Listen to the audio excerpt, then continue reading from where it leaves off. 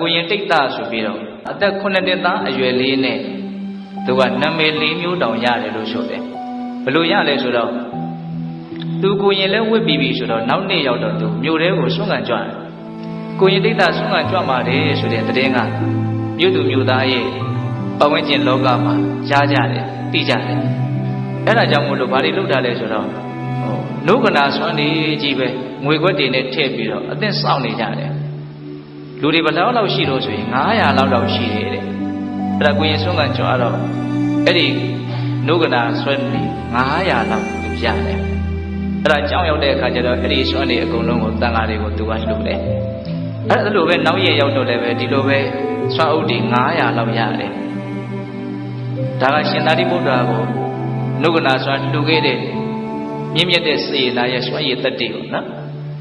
အဲ့ဒါနဲ့နောက်ရက်လဲ900ဆိုတော့2ရက်သေးနဲ့သူကစွမ်းအုပ်1000တန်ဃာကိုလှူနိုင်တယ်ပေါ့အဲ့ဒါကြောင့်မလို့သူ့ရဲ့နာမည်ကိုပိဏပါဒဒါယကတိတ်တာဒီလိုလည်းပဲနာမည်တွင်နေတဲ့နောက်ထပ်နာမည်တစ်ခုကဘာလဲဆိုတော့ကပလဒါယကတိတ်တာတဲ့အဲ့ဒါကသူလာသားလေးတုန်းကရှင်သာရိပုတ္တရာကိုကပလအထည်လှူလို့ဖြစ်ပေါ်လာတဲ့ကောင်းကျိုးပေါ့အဲ့ဒါဒီနေ့မနေ့မှာတော့သူကကျောင်းထဲကိုသွားတော့ယဟန်တော်တွေကမီးလုံနေကြတယ်အချမ်းတဲ့ຢာတိလည်းဖြစ်မယ်ပေါ့ရှင်ဘုရားတို့ဘာလို့မီးလုံနေကြတာတော့မီးလုံနေဆိုတာမီးကိုစော်လဲနန်းနဲ့စုပ်ပဲ့တယ်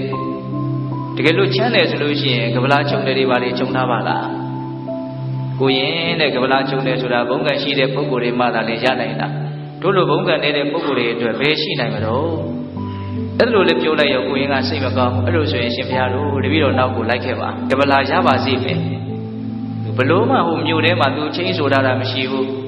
အကြောင်းကြားထားတာမရှိဘူးသူ့ကိုယ်သူယုံကြည်တယ်ပေါ့နော်ဒါလည်းတော်တော်အံ့ဩစရာကောင်းတဲ့ကိစ္စဟုတ်လားအဲ့ဒါမြို့ထဲရောက်တဲ့အခါကျတော့ကိုရင်ကကပလာအထည်လူချင်းလို့လာတာတယ်ဆိုတဲ့သတင်းကရောက်နေတယ်အဲ့ဒါနဲ့လူတွေကကပလာအထည်တွေရောင်းတဲ့ဆိုင်တွေမှာအပြေးသွားဝယ်ရတယ်ကိုရင်ကိုလှူကြတယ်တဲ့အဲ့ဒါမြို့အပြင်ဘက်မှာတယ်ကပလာအထည်900လောက်ရတယ်တဲ့သူ့ရဲ့နောက်ကနေပြီးတော့ကပလာလိုလို့လိုက်လာတဲ့ရဟန်းတွေက1000တောင်လောက်ရှိတယ်လို့ဆိုတယ်အဲ့ဒါနဲ့မြို့ထဲနဲ့ရောက်ပြီဆိုတော့ထူးခြားတာလေးတစ်ခုကဘာလဲဘာမှတန်းတင်ထားတာတွေ့တယ်ဆိုတော့အဲ့ဒီမှာကပလာထဲရောက်တဲ့ပုံလေးတစ်ယောက်ရှိတယ်အဲ့ဒါလူတွေကအပြေးသွားကပလာတွေဝယ်ကြတော့ဘာဖြစ်နေကြတာတော့ကိုရင်တိတ်တာကပလာအထဲလိုလို့ကြွလာတာအဲ့ဒါလှူမလို့ခမဒီကပလာအထဲတွေကိုဖုံးတာမြင်လို့ရှိရင်လှူခြင်းသိပေါက်လို့ရှိရင်ခမလှူနေရလိမ့်မယ်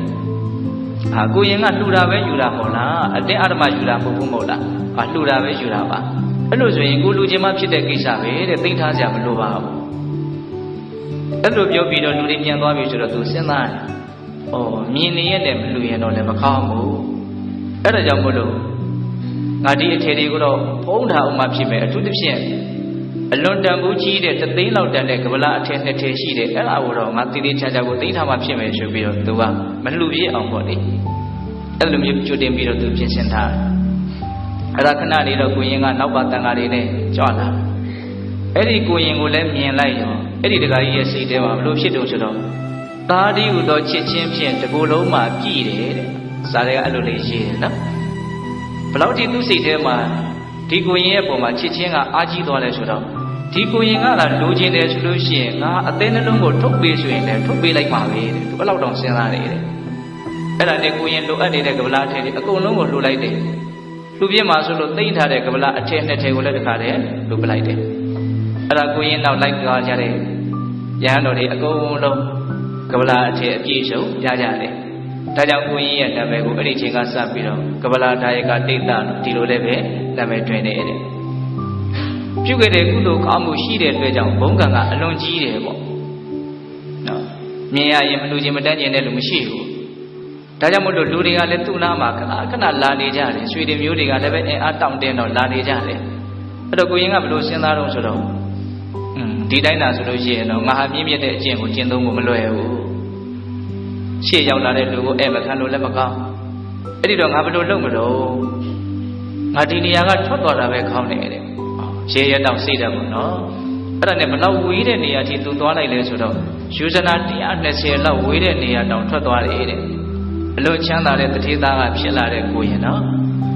ယူစတာ120လောက်ဝေးတဲ့မိဘတွေနဲ့ဝေးတဲ့နေရာကိုရောက်သွားတယ်အလွန်ခေါင်တဲ့တောကြီးပါပဲအဲ့ဒီတောဆက်မှာရွာအကြီးကြီးတွေရှိတယ်အဲ့ဒီရွာကလူတွေကကိုရင်ပဲကြွမှာတော့ဆိုတော့ဒီလိုပဲဆိုတော့ကိုရင်ကိုဒီတောထဲမှာကြောင်းလေးဆောက်ပြီးတော့ပေးတယ်ပေါ့အဲ့ဒါကိုရင်ကအဲ့ဒီရွာကိုပဲအမိပြုတ်ပြီးတော့အဲ့ဒီတောထဲမှာနေတယ်အဲ့ဒါဦးဇင်းတို့3လမြောက်တဲ့နေ့ကျတော့ကိုရင်ကရဟန္တာဖြစ်တယ်